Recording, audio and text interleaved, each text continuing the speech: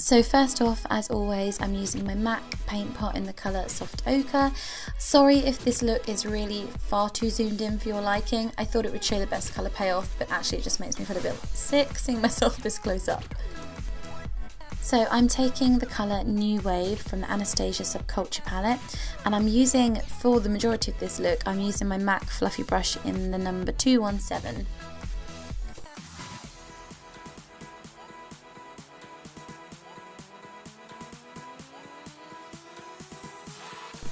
Next up, I'm taking the colour Roxy, and this is probably one of my favourite colours of the palette because I don't think I've seen one like this before, and I'm just blending this sort of downwards in a V and then keeping it all on my outer corner and concentrating it on the crease.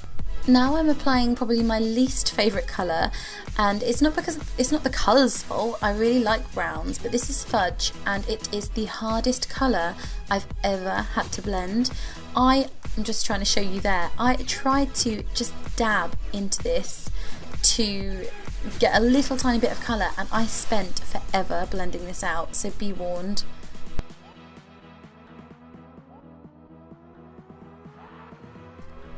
Now to finish it off, I'm wetting my brush and I'm just applying the colour Adorn. I was a bit disappointed with this colour as well because I just felt like it should have been really pigmented, but it really did take quite a lot of patting on and like a really wet brush to get this colour payoff. Now I'm just popping some of that Roxy and some of the Adorn colour on the lower lash line just to even it all up. Then I'm adding the Forever Lit highlighter, which is in the Anastasia Nicole Guerrero palette.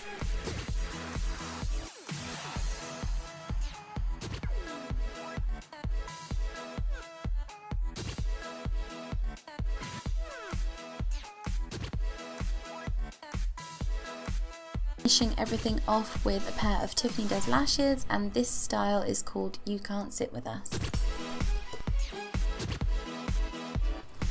Moving on to my face, I'm just going to pop some Shape Tape by Tarte underneath, and then I'm going to set it with some translucent powder.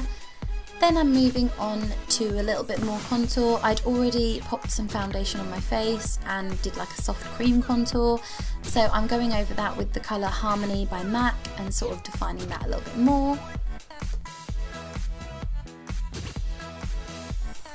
For lips, I'm using NYX lip pencil in the shade Natural, I think this one is, and then I use two lipsticks on this look. The first one is a Charlotte Tilbury and it's called Between the Sheets. I'm not sure if this was a Valentine's like exclusive, and then I'm going over the top of that with Velvet Teddy by MAC.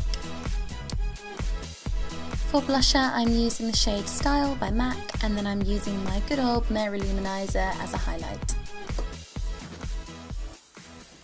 Hi everyone and welcome back to my channel. So I wanted to film another look using my Anastasia Subculture palette, and I was in the mood for creating like a peachy bronzy look. So mission complete, I think, with this. I'm still struggling with my lighting up in this top room, so I'm really sorry once again if it comes across kind of like grey toned. It's driving me insane. I need someone just to come and help me with my lighting because it's not going great, but apart from that, I am really pleased, oh creaky chair, with the look that I've created. It's super wearable, really pretty, looks a lot more dramatic in real life, I would say, but hopefully you can follow this along at home and get the same results if you have the palette.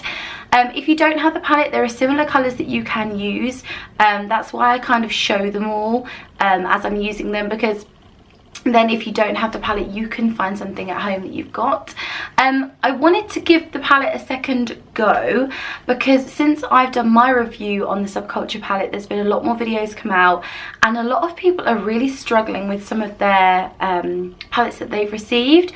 Now I can honestly say mine is not as powdery as some of the ones that I've seen. Some of them look horrendous and I would be so angry if I received my palette and it was like that. Like mine's okay, I've not had a problem with it. I did have a little problem, as you've probably seen in the video, of blending Fudge, which is the brown colour. It kind of like, I only tapped it, but it like really sort of stuck and was really difficult to blend.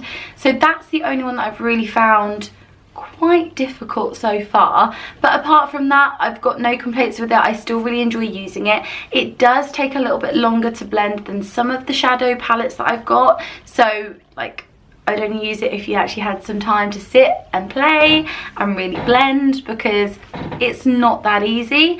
But apart from that, I really do enjoy it and I love this look that I've created. So if you like this video, give it a thumbs up and I'll see you in my next one.